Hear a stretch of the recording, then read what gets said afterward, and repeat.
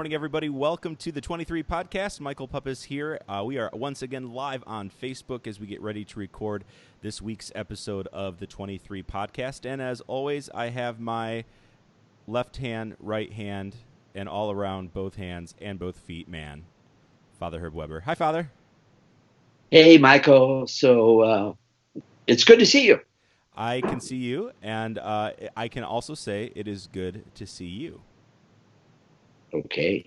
Let's be honest. I saw you this morning. This is like the third time we're seeing each other today. So yeah, we don't have to pretend. I'm thinking of that old saying that says it's better to be seen than to be viewed. Yeah. Well, that's another. We'll talk about that some other day. I have weird feelings about many of the rituals we have in our culture, but that's not for today's conversation. No, I understand. But anyway, it's good to be here, and you got that big clock behind you, so we can keep track of 23 minutes. Well, it'll be just ticking down. When the clock falls off the wall, that means we're done. Okay. And just to keep in the spirit of how much fun we had last week, we decided that we're going to have another guest on today's show. So the best person we could get was Paul Devine because he was available. So, hi, Paul. How's it going? How is it going? It's going well. It's going well. Thank you for calling me the best person available. He said the best one we could get. Yeah, yes, I know. I actually called 3 other people first, and then they all said no. So here you are. I'll take fourth. I'll take fourth place. It's close to a medal. Yes, actually, it's the best. It's the best ribbon that someone could have gotten. Spoken like a true millennial. So after you get three medals: gold, silver, bronze, and then you start with ribbons. I think that was the case in swimming. In swimming, you got medals in the competitions for first, second, third, and then you got ribbons for the next 20 places. So, and participation medal or ribbon. My whole room was filled with nothing but participation trophies, but that's fine. I mean, I turned out halfway over. Yeah, eventually, one of these days, you'll get over it, Michael. Of all the people who got ribbons, I came in first. Really? Oh, that's impressive. Very, very impressive. Hey, guys, don't forget, as we're broadcasting live today, if you have any comments or questions that you'd like to ask Father Herb or ourselves, you're welcome to throw them up there, and we'll do our best to answer them as we get ready to record the podcast, either during it or afterwards. How's your guys' Easter season going? Paul, how's your house? Our house is crazy. Every day we wake up and it starts very clean, and then really quickly, within about 20 minutes, it gets to be very dirty, and it stays dirty for about at least until nap time, and then we get to clean it again. My wife and I clean it again, and then it gets dirty again. It's like a constant cycle. That's what I feel. This liturgical calendar that we're in is more about cleaning than spirituality, I feel sometimes. When you say dirty, you really kind of mean what? Messy stuff all over the place? Yeah, stuff all over the place, yes. Like just on everything. Everything is taken out of boxes and put elsewhere in the house. I'm finding just having to sweep the floors is at least a 4 to 5 time per day extravaganza. Yeah. I want you to know the other day I swept my kitchen floor. And that was the first time in 2 weeks. Wow. Oh, I'm so jealous of you.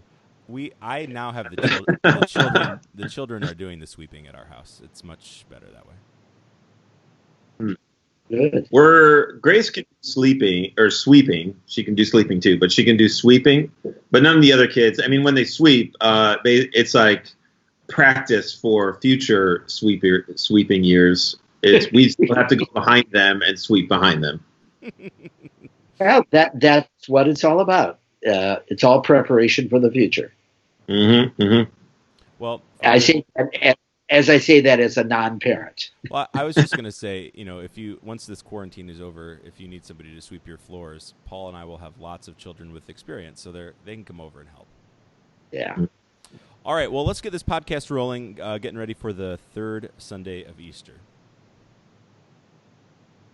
Sound good? I'm ready. Okay. All right. I thought you were taking it. I'm going to now. Here we go. All right, time for our social media question of the week, and I already know how Paul's going to feel about this. Father, you could be up in the air. Welcome to the 23 podcast. Okay, what is the question? First, we should probably tell everybody that we have a guest on the show. So, hi, everybody. Welcome to the 23 podcast. Paul Devine's here this week. He's our high school and young adult youth minister. Yes. Hello. And okay, Paul. That is Paul, and I am your Father Herbutter. Okay, so we need to make sure people recognize the voices. All right, so here's the question that we threw out on social media yesterday. Very deep theological question. True or false, bacon is overrated? True. Oh, true. That surprises me that you say that. True. I'm a sausage fan. You can ask my wife. I eat sausage and eggs almost every single morning for breakfast. Wow. Almost every morning. That's impressive. I don't. I wish I could. Father, true or false, bacon is overrated? I agree. It is overrated. That doesn't mean I don't like it, but sure. I think it's overrated. Okay. I will eat bacon once in a while. I like the taste, but I certainly can live without it. I also, if I'm at a restaurant and they give you the option of ham, bacon, or sausage, I always take sausage.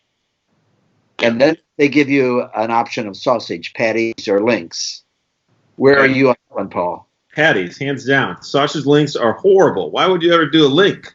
Okay, I take links. Oh. Oh. So about the sausage patties. Well, okay, now we've covered all the theology that goes into the podcast, right? I mean, that's really all we need to discuss this week. Can I clarify really quickly is that it's actually, so bacon for breakfast is overrated. Bacon for any other meal, though, always adds something and makes it better. So I will say that any other meal, bacon, I will choose bacon to add it, and it makes it always better. But for breakfast, I just never choose bacon. I never choose bacon. Well, the good news is you have at least 3 meals a day that you can choose from and kind of mix and match how you want to eat your bacon. And I love the fact that he said at least 3 meals a day. Yes. All right. Well, there were a lot of opinions yesterday as we posted this I love these true or false questions because it makes everything so black and white, like there's only one right answer. And then I love seeing people argue their strong, passionate opinions about things like bacon. Mm-hmm. Well, it is. You know what? This is the perfect segue, if I may, sure. into the gospel, because that was quite a segue. Yeah, it ends with a meal. Oh, that's true. Okay, I'll give you that. And you can be very sure that they did not eat bacon or ham, and probably not sausage. Yeah, that is true. That is true. All right, so we're going through the Easter season. And we are being Easter people, even though it's the strangest Easter season of all Easter seasons, probably other than the first one. And we're on the third Sunday of Easter, which is a beloved gospel story this weekend. So, Father, why don't you set the stage a little bit? Okay. First of all, I want you to know, I think I had done this many years ago, but I did it again last week. I sat down with the 4 Gospels, and I wrote out a list of all the accounts of Jesus' resurrection, the ones you find in Matthew, Mark, Luke, and John. Okay. And it's amazing the overlap and sometimes the similarities. Mark only has like one little account that's kind of generic. This is from Luke. Well, after I did that, what I did then was I took all these and I put them into order of which ones are my favorite, as if Jesus cares. But so this coming Sunday is my favorite account. Okay. And it's also from Luke's gospel. It's a long one. It's from chapter 24, the road to Emmaus. And it's very long, and it starts off, I'm not going to read the whole thing, but it says, that very day, the first day of the week. And that's a phrase when they use that, the first day of the week, which we had last week when the apostles had locked themselves in the room that first day of the week. That's a euphemism for Sunday, Easter Resurrection Day, the first day of the week. So it's an account of the two disciples on the road to a town, Emmaus, that was considered a village 7 miles from Jerusalem. We don't know who those two disciples were. One was who they were. One was called Cleopas, and the other one's name is not even given. So they're walking along, and they're talking. They're downcast. They're depressed. They're discouraged. And, if you've ever gone for a walk, you talk about everything. Someone comes and joins them and walks with them. And he says, what are you talking about?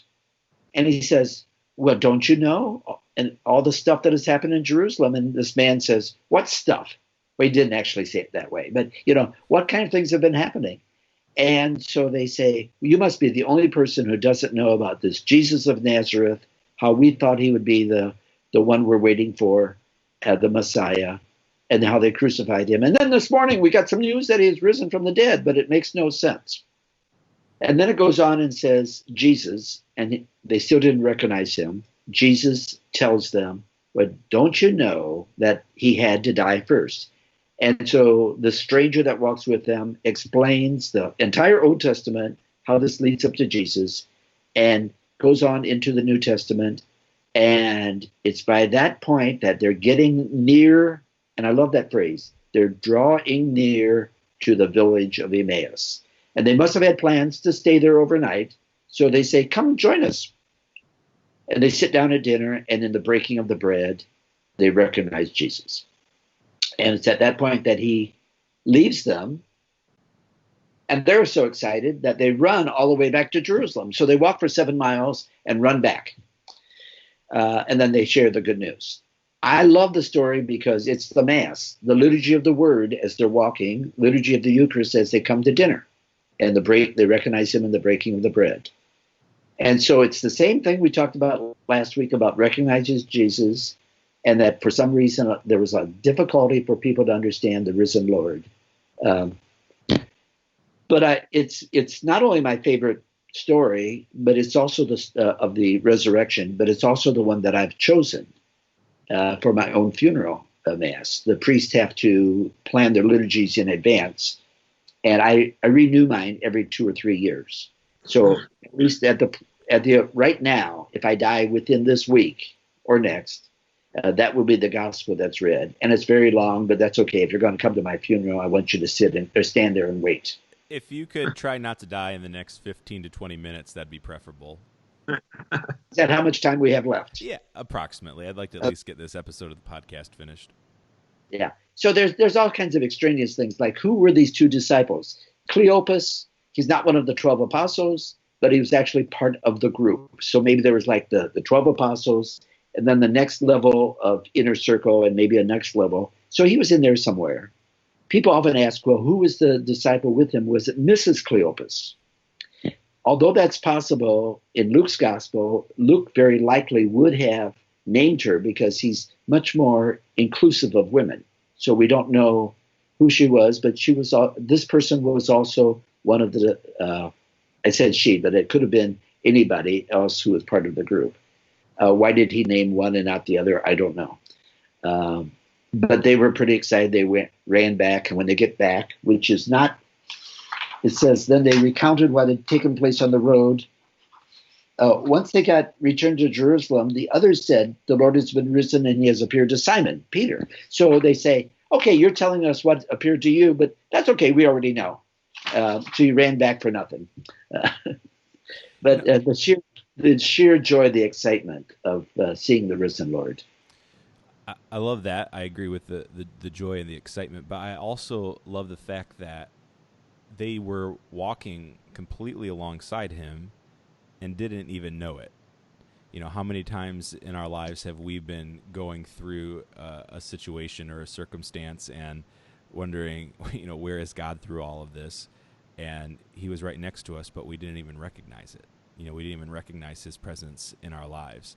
And so I always take comfort that if this could happen to, here we are, 2 disciples right after the resurrection, obviously I think sometimes I'm doing okay too if I'm not even recognizing it really until after the fact. You look back in hindsight and you say, oh, that is where God's hand was in that. And they said that too, that they recognized him in the breaking of the bread after it happened. I love the phrase, weren't our hearts burning within us, as he recounted, like, shouldn't we have felt it inside? Hey, Paul, since you're our guest, let me bring you into the picture and ask you a question. I know you do a lot of retreats. Do you actually have Emmaus walks with the kids? Do they, at some point in the retreat, go off in 2 or 3 to talk about the experience? Yeah, it's something that we have recently started to do at certain trips, certain retreats, certain activities, is try to like break down, conversation to be a one-on-one activity, or even, a very small thing, or even just like a personal, just walking on your own and trying to relax and spend time with God and speak to him. We call them more like, and this might not be the best term, but more like desert walks, because we want them to sort of experience getting away from the world and away from sort of themselves and experience God like sort of in the desert where there's nothing else. So it's not desert in the sense of in a negative term, but more positive, because there's nothing else to distract you out there. Yeah. So we do them a little bit. We just don't necessarily call them Emmaus walks. I know in the men's retreat, we always end. It's the last thing we do before the closing mass on Sunday, that they go off. And this is after the guys have been together about 40 hours. So they have a chance to just share what the experience was. But again, very, very controlled atmosphere, in the sense of saying you don't want to just talk about, the latest football game, and you don't want to talk about even family matters. It's more like how the Lord has walked with you this weekend. Yeah. You know what I also like too, maybe going off of what Michael was saying, the idea of not, sometimes in our life we don't recognize, when God has just like been walking with us this entire time.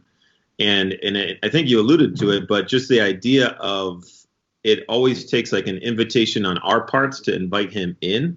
And that's when we really begin to see his work and to see his presence in our life.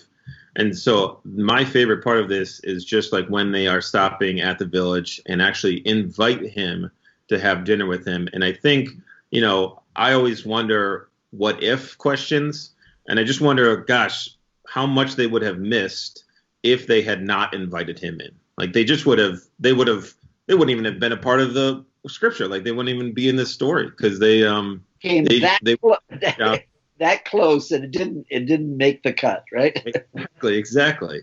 But yeah, here it says, but as they approached the village to which they were going, he gave the impression that he was going on farther. But they urged him, saying, "Stay with us, for it is nearly evening, and the day is almost over." So he went in to stay with them.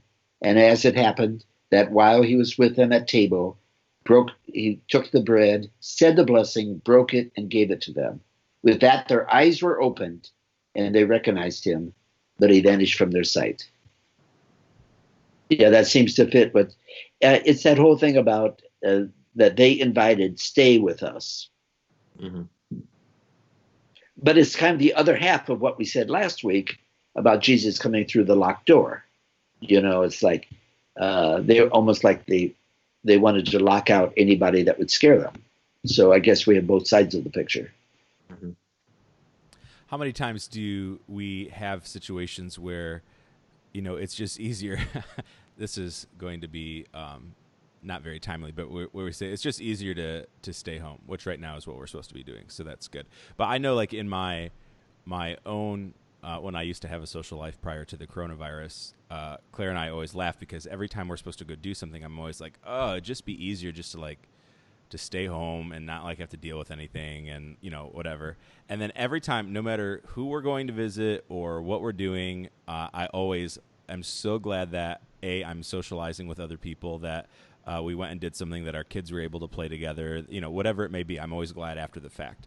But I never really learned from that experience, right? So every time I'm like, oh, it'd just be easier to stay home. So I love what you said, Paul, because had they not invited him in, had they said, it'd be easier not to have somebody come over or to go on this walk or to be with this man, think of what they would have missed out on. And I think, every time I do that in my own social life, when, again, I used to have one, I always feel like I'm so glad I didn't miss out on that. I'm glad that I put myself out there so that I could have a great experience and good community with people. About 30 years ago, actually 31 years ago, I spent 2 or 3 months traveling around Central America by myself. It was first Mexico and then down to Chiapas, southern Mexico. And then I crossed into Guatemala and spent some time there, and eventually went to Honduras, and then back to Mexico, and then back to Nicaragua. And so I met different people at different times, but I was basically traveling by myself. And when you travel alone, you end up talking to a lot of people along the way. And I have some really good memories. I have some fascinating recollections of conversations. And just the other day, because I have the time, I was digging out all my journals, because I always keep a journal when I travel. And I think that's the most prized journal. And I was in this little village, I think it was in Guatemala, where I filled my journal, and I was on a quest to find a notebook that I could use. Start writing on your hand. Yeah, and then you can't wash very much, but 20 seconds or even 5 seconds. But no, I finally found this little booklet, little tablet type thing in a store, real cheap quality paper, but I still have it. And I was glad I had it, because it turns out what I added in that section was probably the most valuable part of the whole trip. The recollections I had and the people I met. So you do have to keep a journal of, almost like what Paul is saying, not only discovering yourself unhindered by all the stuff of the world, but also those important people in your life, and especially the relationship of God. You make room for God to walk with you. I remember, talking about the value of conversation. I think quite a few people know, but probably not everybody. Paul and I actually have been really close friends since high school, and so we have a lot of great memories together, and friends and things like that. Oh, he's laughing. This is not good. And you're both sworn to secrecy on some stuff. Yes. Yes. But I think, I treasure in my own faith life, and I can't speak for Paul, but like the conversations that we have had, not just the two of us, but with other men that are close friends of ours, that, those conversations, and knowing that we were in community with other people our age of faith and asking the same questions. I have very vivid memories at Paul's lake house when we would go up there, for little 2 or 3 day getaways at the end of high school and early in college, of just like really deep and life-changing conversations, questions of faith. Paul, do you remember this? Yeah. You guys were all in the bunk room. Weren't there like, how many beds were in there? There was like 4 beds in there, but we like crammed in. There was 4 beds in there, and there was maybe about 12 guys all crammed in there. And we joked that one of our friends became atheist for 20 minutes, but we pulled him back. But yeah, the value of those conversations, and truly now more than ever, I think we're dependent upon conversation for our social interaction, right? Whether it's through video conferencing or a text message or a phone call, the power of conversation and sharing words with people has been a lifeline for many through the last month and additional days. Mm-hmm. Yeah, you're right. I know I've had some powerful conversations on the phone with people. Last night I talked with a couple I know in Cincinnati and talked with each of them for 15 minutes or more. The night before I talked with somebody for about an hour. And for me on the phone, that's extremely long. That just doesn't normally happen. But I guess we're learning to do that. You have to take advantage of what you can.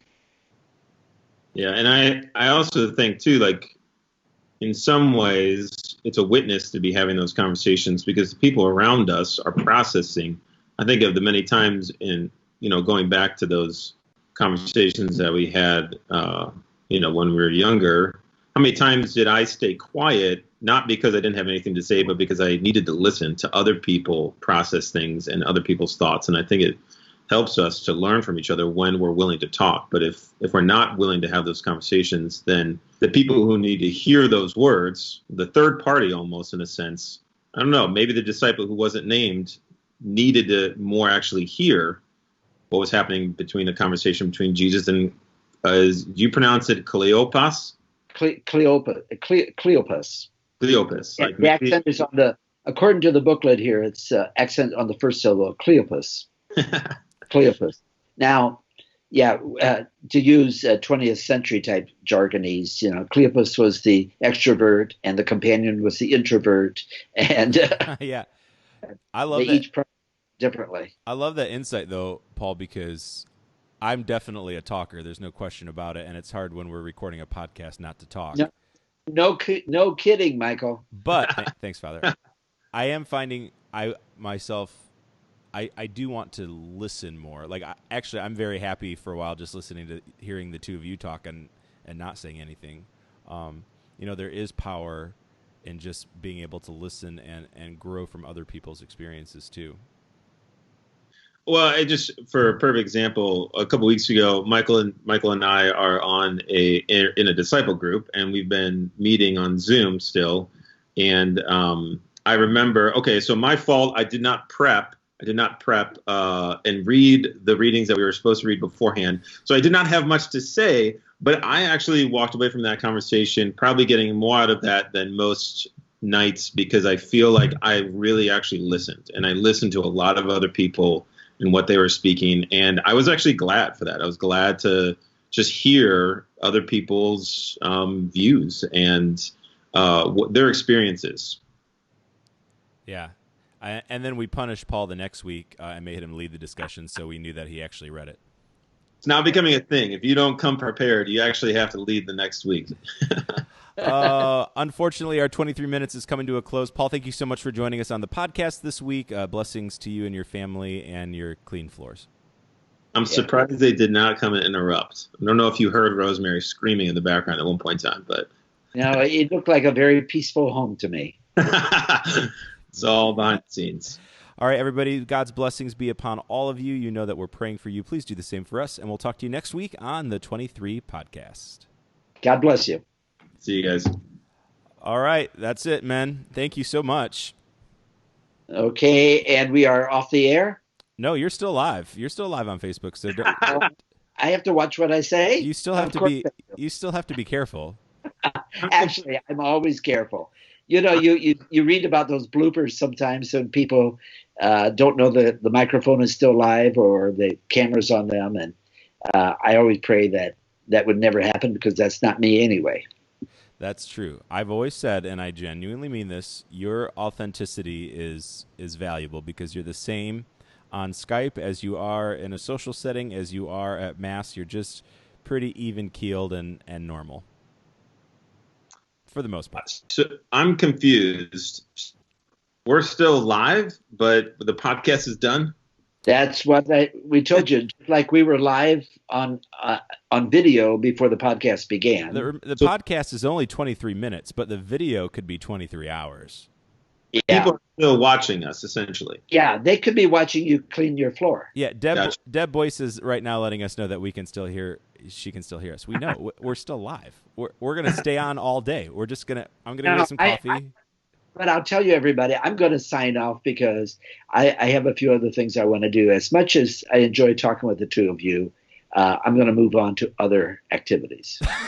All right, everybody. Thanks for joining us live this week on Facebook. Again, Paul, thanks for joining us, and we'll see you next week for another live version of the podcast. We'll probably be doing this for at least another 6 to 8 months until we're allowed to come out of our homes. Take care. Bye-bye. I really need a haircut. Bye.